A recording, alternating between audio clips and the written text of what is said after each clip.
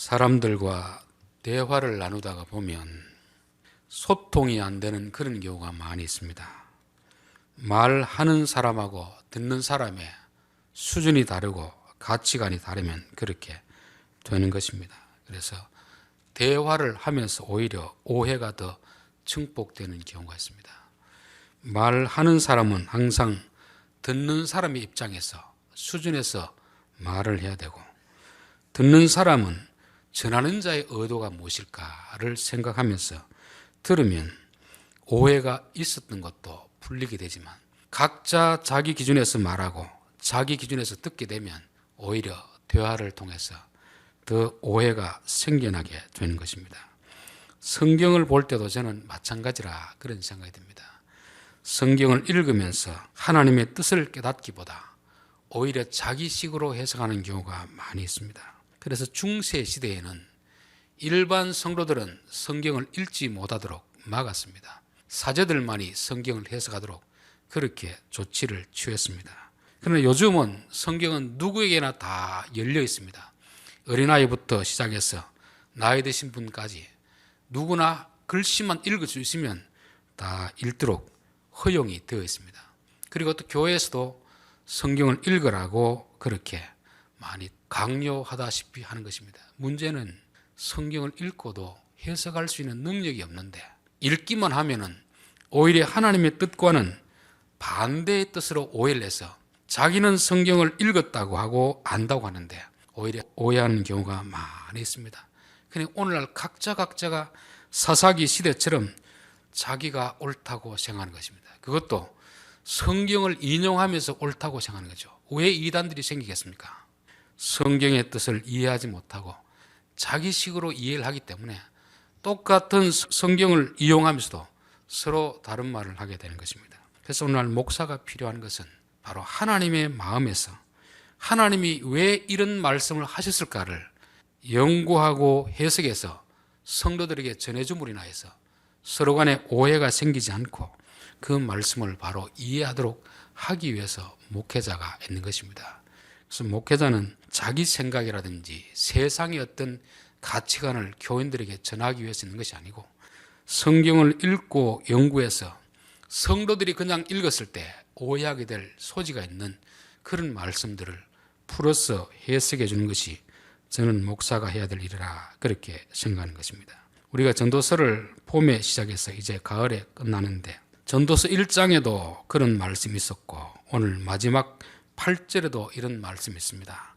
전도자가 이르되 헛되고 헛되도다, 모든 것이 헛되도다. 1장 시작부터 시작해서 마지막까지 전도자가 한 이야기는 세상에서 하는 모든 일들이 헛되고 헛되도다 그렇게 하는 것입니다. 이 말씀도 우리식으로 이해하면 열심히 살아도 다 헛된 것이구나, 굳이 열심히 살 필요가 없구나, 그렇게 되면 우리는 허무주의에 빠지거나 아니면 쾌락주의에 빠지는 것입니다. 우리 옛날 어른들이 부르던 노래가 있지 않습니까? 노새 젊어서 놀아 늙어지면 못나니. 마치 전도서를 그냥 우리식으로 읽으면 내가 열심히 해도, 공부를 열심히 해도, 돈을 많이 벌어도, 높은 지위에 올라도 죽으면 끝인데 굳이 이렇게 할 필요가 있는가? 시간 날 때, 돈 있을 때 부지런히 먹고 마시고 놀자, 이런 식으로 빠질 수가 있는 것입니다. 전도자가 하는 말은 모든 일이 헛되도다는 게 아니고 해 아래에서 하는 일이 헛되도다는 것입니다. 성경에서 해 아래에서 행한다, 해 위에서 행한다 하는 것은 단순히 우리가 저 위에 공중에서 행하는 그런 일, 땅에 발을 딛고 행하는 일, 그런 식으로 구분하지는 않습니다. 예수님은 주기도문에서 하늘에서 이루어진 뜻이 땅에서도 이루어지기를 위하여서 기도하라고 했습니다. 여기서 해 아래나 땅이나 하는 것은 공간적 의미를 말하는 게 아닙니다. 하나님의 뜻이 이 땅에서 이루어지는 것은 가치 있는 일입니다. 그런데 우리의 기도는 어떻죠? 땅의 일을 기도해서 하늘에서 이루려고 하는 그런 헛된 시도라는 것입니다. 이게 이방인의 기도인 것입니다. 너희들은 그런 기도하지 마라. 우리가 원하는 것을 기도해서 하나님께서 들어주기를 위해서 그런 기도하지 말고, 기도를 하면 하나님께서 우리를 향한 뜻이 무엇인지 그 뜻을 물어보고 그 뜻이 이루어지기를 위해서 기도하라는 것입니다. 그러면 우리가 사는 삶에서 내 욕망이 이루어지고 그것이 이루어지는 모든 노력의 결과는 헛된 것이 되지만 하나님께서 우리 각자에게 또 우리 교회를 통하여서 우리의 가정을 통해서 이루실 일을 우리가 열심히 노력해서 한다면 그 일은 헛된 것이 아니고 가장 가치 있는 일이 되는 것입니다. 그래서 세상 사람들, 하나님을 모르는 사람들은 자기의 욕망을 이루기 위해서 부단히 노력합니다. 다 이루었다고 생각하는데 결국은 바람을 잡는 것 같은 거죠. 바벨탑을 쌓아서 하늘에 닿자고 한 그들의 시도가 한순간에 다 허물어져 버리잖아요. 그래서 전도자는 우리에게 이 세상에 살면서 그런 헛된 수고하지 말고 우리가 하는 수고가 헛되지 않는 그런 수고를 하라고 이 전도서의 말씀을 기록해 둔 것이고 예수님도 바로 그런 기도를 하라고 하셨던 것입니다. 너희는 무엇을 먹을까 마실까 염려하지도 말고 구하지도 말고 오직 그의 나라와 그의 의를 구하라는 것이 바로 이 땅에 살아가면서 우리의 수고가 헛된 것이 되지 않도록 우리의 수고가 다 하나님이 기억하시고 천국에서도 상을 주시는 그런 삶을 살라고 말씀하신 것입니다. 그래서 성경을 특별히 전도서를 오해하지 않고 왜 이 말씀을 하셨는가를 우리가 한번 좀 기억해야 될 줄 믿습니다. 자, 9절 전도자는 지혜자이어서 여전히 백성에게 지식을 가르쳤고 또 깊이 생각하고 연구하여 자문을 많이 지었으며 이 전도자라는 것은 우리가 생각하는 전도하는 사람을 말하지 않습니다. 코헬렛이라는 말은 신구약 성경에 오직 7번만 나옵니다. 단어가 7번. 7번 나오는데 어디 나오겠습니까? 전도서에서만 나옵니다. 1장에서 3번 나오고 7장에서 1번 나오고 12장에서 3번 나오는 것입니다. 즉 전도자라는 것은 회중들을 모아놓고 그들이 가야 될 바른 진리를 가르치는 자를 전도자라고 하는 것입니다. 이걸 신약으로 보면 오늘날 교회 지도자가 되는 거죠. 그래서 70인경이라고 하는 구약 성경 히브리어를 헬라어로 번역한 그 책에서는 이 전도자 카아를 에클레시아로 번역했습니다. 여러분 에클레시아라는 말은 하나님이 세상에 있는 사람들을 불러서 따로 모은 사람들입니다. 너희는 이 땅에 살아가지만 세상의 가르침을 따라 살지 말고 하늘의 뜻을 깨닫고 그렇게 살아라. 그 가르쳐준 무리가 바로 교회가 되는 것입니다. 그래서 교회에 모여서 우리는 땅의 가르침을 받는 자들이 아니고 하늘의 가르침을 받는 자들입니다. 그래서 교회 안에서 하나님의 말씀을 가르치는 자가 바로 전도자라 말씀하는 것이고 7번 반복한다는 뜻은 무엇이겠습니까? 완전한 숫자이고 그만큼 중요하다. 그만큼. 그래서 교회 안에서 목사의 역할이라는 게 그만큼 중요한 것입니다. 목사 입에서 세상의 가르침이 나오면 성도들은 세상의 가르침을 따라 살아가는 것이고 목사 입에서 하나님의 말씀이 나오면 성도들은 하나님의 말씀을 따라 살아가는 것입니다. 그래서 에덴 동산에서부터 동산에서 생수가 나오잖아요. 생수. 에스겔에 보면은 성소에서 생수가 나오는 것입니다. 생수가 바로 하나님의 말씀이고 오염된 물들이 바로 세상의 가르침이 되는 것입니다. 이 전도자는 지혜자이어야 한다. 지혜자. 세상의 지혜자가 아니고 하나님의 뜻을 분별할 수 있는 그런 지혜자여야 한다는 것을 말씀하는 것입니다. 그래서 목사가 될 사람들은 하나님 지혜를 주십시오. 세상에서도 지도자가 될 사람들은 하나님의 지혜를 주십시오. 솔로몬이 왕이 되고 나서 무엇을 구했습니까? 하나님의 지혜를 주십시오. 선악을 판단할 수 있는 그런 지혜를 주십시오. 그래서 저는 교회 안에서 지도자도 마찬가지고 세상의 지도자도 반드시 구해야 될 것이 하나님의 지혜를 가져야 된다는 것입니다. 하나님의 지혜를 가지고 하나님의 뜻과 아닌 것을 분별할 수 있어야 되고 선과 악을 분별할 수 있어야 되는 것입니다. 그리고 거짓과 진리를 분별할 수 있는 그 분별력이 있어야 되는 것입니다. 여전히 백성에게 지식을 가르쳤고 여기서 여전히 가르친다는 것은 단순히 가르치는 것이 아니고 반복해서 계속해서 가르친다는 것을 말씀하고 있습니다. 지혜는 지식에서 시작되지만 단순히 지식을 가지고 지혜가 생기지는 않습니다. 세상의 지혜와 하나님의 지혜는 다른 것이고 지혜와 지식은 비례하지 않습니다. 지식이 많은 사람 가운데서도 지혜가 없는 사람이 있고 지식이 부족한 사람 가운데서도 지혜가 있는 사람이 있습니다. 저는 서울대를 나온 사람들이 왜 이달에 잘 빠질까? 그 참 궁금했었는데, 많이 안다고 지혜로운 건 아니구나. 시골에 있는 우리 오래 권사님들 보면은 옛날에 그렇게 학교는 많이 다니지 않았는데, 참 이분들의 입에서 나오는 그런 말과 행동을 보면, 저분은 신학교를 나온 목사들보다 더 지혜롭다는 것을 느끼게 되는 것입니다. 이 지혜는 하나님이 주신 것이고 분별할 수 있는 능력이거든요. 그래서 여기서도 지식을 가르치되 여전히 반복해서 계속해서 가르친다는 것을 말씀합니다. 마태복음 28장에는 예수님이 마지막 당부가 나오죠. 너희는 가서 모든 민족을 제자로 삼아 아버지와 아들과 성령의 이름으로 세례를 주고 내가 너희에게 분부한 모든 것을 가르치고 지키게 하라, 이렇게 됐습니다. 이걸 조금 더 원어에 가깝도록 하면은 지키도록 가르치라, 지킬 때까지 가르치라, 이렇게 됐습니다. 여러분, 아무리 많은 지식이 있어도 지키지 않으면 아무 쪽에도 소용없습니다. 어떤 분들은 운전면허 시험 칠 때 100점 맞았다고 자랑하는 사람이 있습니다. 그런데 운전을 못하는 사람이 있고, 운전하는 거 보면 잘 못하는 그런 사람이 있습니다. 그 배운 지식은 실전에서 써먹을 때 그 지식이 가치가 있는 것이지, 써먹지 않고 머릿속에만 들어있는 지식은 무용지물이잖아요. 무용지물. 우리가 하나님의 말씀을 들었으면 그 말씀이 우리 속에서 삶을 통해서 계속 나타남으로 인해서 이게 지혜가 되도록 그렇게 가르쳐야 되는 것입니다. 그래서 정말 좋은 교사는 지식만 전달하는 교사가 좋은 교사가 아니고 그 지식이 삶으로 될 때까지 잘 가르치는 자가 정말 좋은 교사라는 것입니다.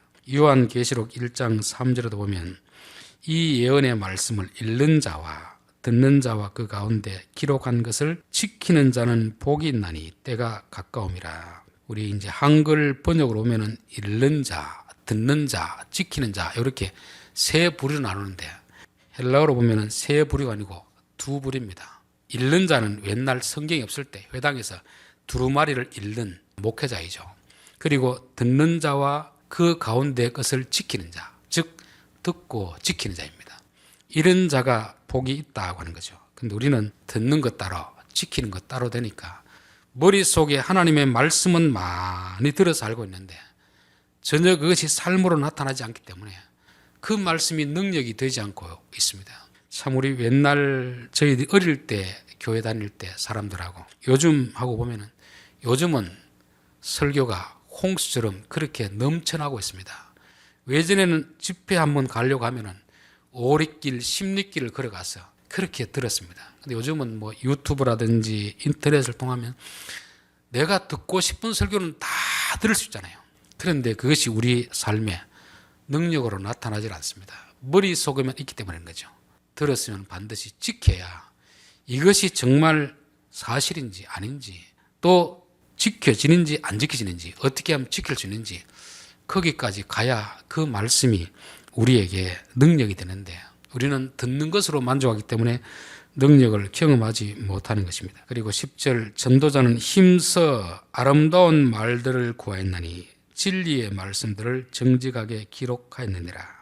이 하나님의 말씀을 가르쳐서 지혜가 되게 해야 되는데 힘써 아름다운 말들을 구하였다는 것입니다. 전도자가 해야 될 언어가 아름다운 말이 되어야 된다는 것을 말씀하고 있습니다. 즉 아무리 좋은 내용이라도 아름답지 못한 말을 하면 듣는 사람들이 마음의 문을 닫아버립니다. 그래서 저는 한국의 전도 방법이 좀 고쳐야 되지 않겠나 그런 생각을 할 때가 많이 있습니다. 신앙에 대해서 전혀 관심도 없는 사람들에게 위협하듯이 협박적으로 하면 그게 과연 저 사람들의 마음에 들어갈까?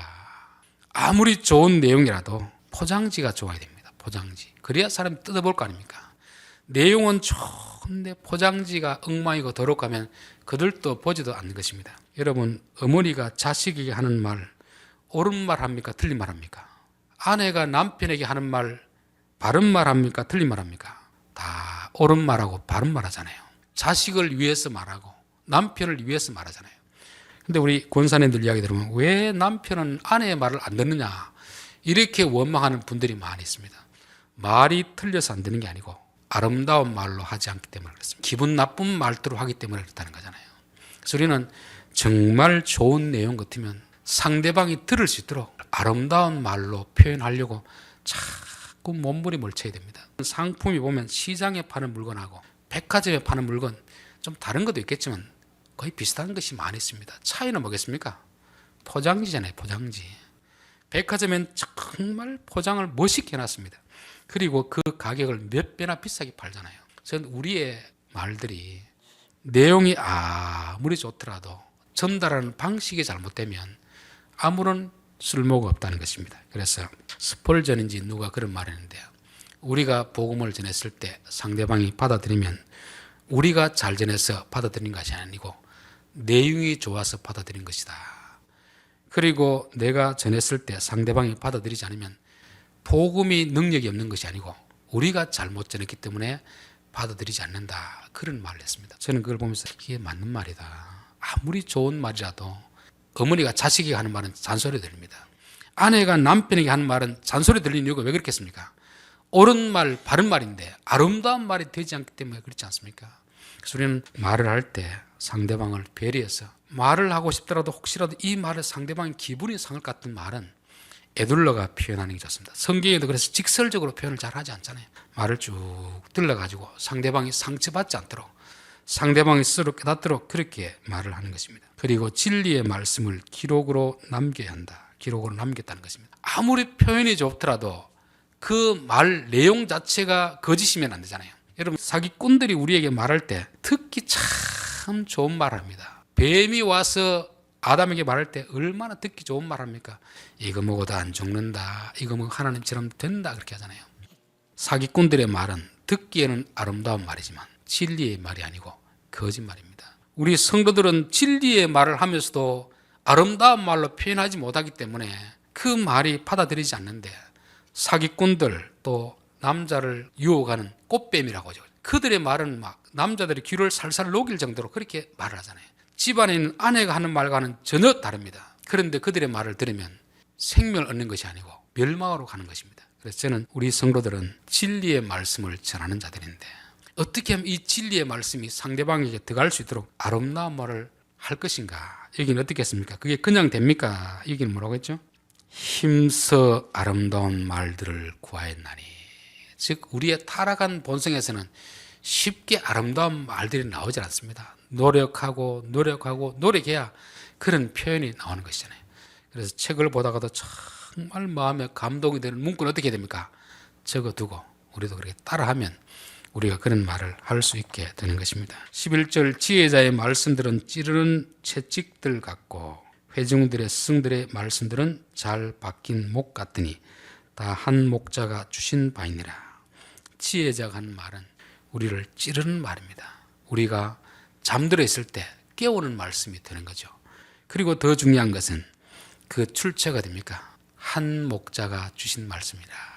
많은 지혜자가 있지만 그들의 말은 우리를 찔러서 깨우는 말씀인 반면에 이 말씀들은 출처가 하나님으로부터 나온 말씀이라는 것입니다. 내 아들아 이것들로부터 경계를 받으라. 많은 책들을 짓는 것이 끝이 없고 많이 공부하는 것은 몸을 피곤하게 하는 것이라. 이것도 잘못 오해하면 공부하다가 그만 아이고 너무 많이 공부해서 안 되겠다 이런 뜻이 아닙니다.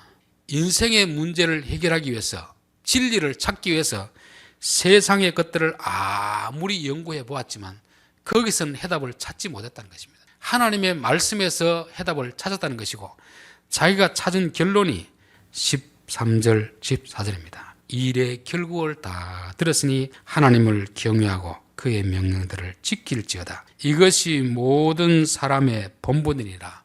모든 사람이 마땅히 해야 될 의무이고 마땅히 걸어가야 될 길이고 진리고 생명이라 그렇게 말씀하는 것입니다. 그래서 두 가지 설명을 하고 그 다음에 그 이유를 하나를 설명해 놓고 있습니다. 그 두 가지가 뭡니까? 하나님을 경외하라. 하나님을 경외하라. 그리고 그의 말씀을 지킬지어다 이렇게 되어 있습니다. 경외라는 것은 단순히 두려워하는 것이 아니고 하나님을 사랑하고 사랑하지만 또 그분을 어려워하는 것입니다. 우리 보통 할아버지가 손자를 사랑하니까 버릇없이 수염을 잡아당기는 것입니다. 이거는 경외가 아닌 것이잖아요. 우리가 또 조폭들을 보면 두려워서 피하잖아요. 그것도 경외가 아닙니다. 여기서 경외라는 것은 하나님을 사랑하지만 하나님을 어려워하는 것입니다. 조심하는 거죠. 그래서 우리 성도들은 하나님에 대해서 경외감이 있어야 됩니다. 하나님을 경외하는 것은 신앙의 시작이요 마침입니다.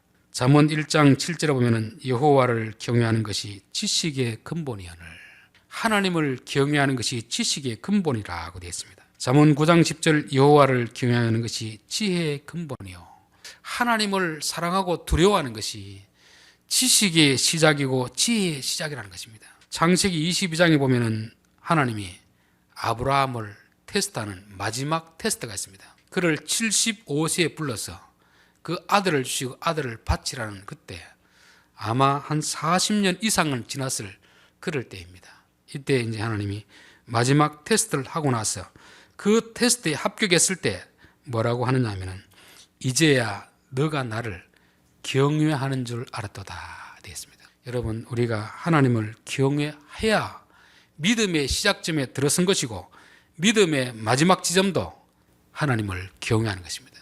하나님을 경외한다면 하나님의 말씀을 두렵고 떨림으로 지켜야 되는데, 여러분, 성경에 웃사라는 사람이 법궤는 분명히 어깨에 메고 가라고 했는데 수레에 싣고 가다가 하나님 앞에 죽임을 당했습니다. 신약의 아나니아와 삽비라도 마찬가지 아닙니까? 헌금을 한다고 했는데, 헌금하는 건 좋은데 그 마음에 사단이 가득해서 하나님을 속이고 교회를 속에다가 죽임을 당하게 되지 않습니까? 레위기에도 보면은 나답과 아비오라는 아론의 아들들이 하나님 앞에 들어갈 때는 포도주를 마시지 말고 하나님이 시킨 대로 해야 되는데 포도주를 마시고 자기 마음대로 하다가 죽임을 당했습니다. 이 왜 이렇게 하겠습니까? 하나님은 하나님을 무시하는 자들을 아주 싫어합니다. 적어도 우리가 하나님의 백성이라면 하나님을 두려워하는 마음이 있습니다. 항상 두렵고 떨리는 마음으로 살아야 되는 것이고, 그 마음을 가질 때 시편 103편에 보면 여호와의 인자심은 자기를 경외하는 자에게 영원부터 영원까지 이르며 그의 공의는 자손에게 이르리니. 하나님의 인자는 누구에게 임하느냐? 하나님을 경외하는 자들에게 임하는 것입니다. 그래서 구약에 보면은 여호와를 경외하는 것이 지식의 근본이요 지혜의 근본이면서 하나님의 은혜가 임하는 유일한 방법이라는 것이고, 경외하는 자들의 해야 될 일은 뭡니까? 시편 103편 18절에 곧 그의 언약을 지키고 그의 법도를 기억하여 행하는 자에게로다. 우리가 하나님을 경외한다면 감히 하나님의 말씀을 어길 수는 없습니다. 우리가 다 지킬 수는 없더라도 힘써 지키려고 몸부림을 쳐야 됩니다. 몸부림을 치다가 우리가 힘이 없어서 못 지키는 거하고 아예 지키지 않으려고 하는 것과는 완전히 다른 것이잖아요.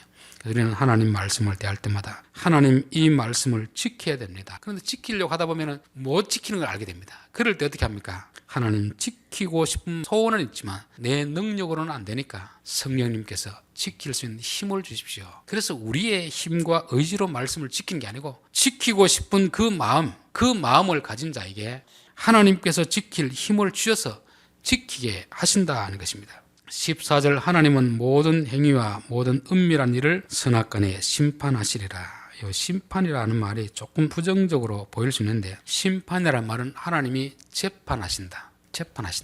하나님의 공의로운 재판을 말하는 것입니다. 세상의 재판은 뭐 공의로운 것도 있지만 불합리한 것도 많이 있습니다. 아는 사람은 잘 봐주고 돈 있는 사람은 잘 봐주고, 돈이 없으면 작은 죄라도 큰 죄가 되고, 돈이 없으면 피해자가 가해게 되는 이런 일들이 일어나고 있지만 하나님 재판에서는 결코 그런 일이 없습니다. 우리가 한 모든 말과 행동에 대해서 하나님이 공의로운 재판을 하시는 것입니다. 그래서 요한계시록에 보면 두 종류의 추수를 합니다. 알곡 추수에서 창고에 드리는 곡식 추수, 구원의 재판이 있고, 또 하나는 포도주를 짓밟아 가지고 진노하시는 심판의 재판이 있습니다. 우리는 항상 살아가면서 내가 하는 모든 말과 행동들은 죽고 나서 하나님 앞에 서서 재판을 받게 된다는 것을 가지고 살아야 되는 것입니다. 악들이 어쩌면 이 세상에서는 벌을 안 받을 수 있습니다. 하나님 앞에서는 다 받아야 됩니다. 내가 하는 선행들이 사람들은 몰라줄 수 있습니다. 하나님 앞에 서서는 다 상급을 주신다는 것을 기억하면서 사는 것이 지혜자이고 하나님을 경외하는 자인 것입니다. 결론입니다. 전도서의 결론을 말씀드리면서 전도자가 얼마나 중요한가. 또 이 땅에서 우리가 하는 수고가 아무리 열심히 하더라도 내 욕망을 이루는 수고는 바람을 잡는 것과 같고, 마치 열심히 집을 지었지만 모래 위에 지은 집과 같아서 하나님이 한번 환난과 시련을 닥치게 하면 다 무너지는 것입니다. 이런 세상 속에서 너희는 해 아래에서 해 위의 삶을 구하라. 하늘에서 이루어진 뜻이 땅에서 이루어지도록 기도하라. 우리가 하고 싶은 일을 하는 것이 아니고 하나님께서 나를 통하여서 무슨 일을 하고 싶습니까? 우리 가정을 통해서 하나님이 하시고 싶은 일이 뭡니까? 우리 교회를 통해서 하나님이 하시고 싶은 일은 뭡니까? 그것을 구하는 것이 기도가 되어야 될 줄 믿습니다. 오늘날 기도는 자기 땅의 소원을 아뢰가지고 하나님의 마음을 바꾸려고 하는데 그것은 이루어져 봐야 헛되고 헛된 것이 되는 것입니다. 하나님께서 가진 계획, 그 뜻을 우리가 찾고 구하고 그 뜻이 우리에게 이루어지는 것이 가장 가치 있는 거라는 것입니다. 이 전도자가 열심히 해보니까 인간이 해야 될 본분은 딱 두 가지다. 하나님을 경외하고 하나님의 말씀을 지킬지어다. 경외라는 것은 말로만 하는 게 아닙니다. 행동으로 나와야 됩니다. 내가 하나님을 경외하고 있으면 내가 하나님의 말씀을 함부로 이렇게 어기지 못합니다. 비록 지키지 못할지라도 지키려고 몸부림을 치는 것이죠. 너무 쉽게 그냥 하나님 말씀을 우습게 여긴다면 우리가 하나님을 우습게 여기는 것이고, 하나님을 우습게 여기면 하나님도 우리를 우습게 여긴다고 했습니다. 하나님을 존중히 여기고 하나님의 말씀을 귀히 여김으로 인하여서 우리가 하나님의 복을 받는 자들이 되어야 됩니다. 더 무서운 것은 우리의 죽음 이후에는 하나님의 공의로운 재판이 있다 하는 것입니다. 이 땅에서 억울한 일을 당해도 억울함으로 끝나지 않는 것이고, 하나님이 재판하실 때 반드시 그 억울함을 풀어주십니다. 우리가 악을 행하고 잘 된다고 해서 잘 되는 게 아닙니다. 잘 되는 사람을 부러워하지 말라고 했잖아요. 왜? 하나님께서 그들이 행한 대로 심은 대로 갚아주시기 때문에 그렇습니다. 선을 심으면 상을 받는 것이고 악을 심으면 심판을 받는 것을 성경은 말씀하고 있습니다. 기도하겠습니다.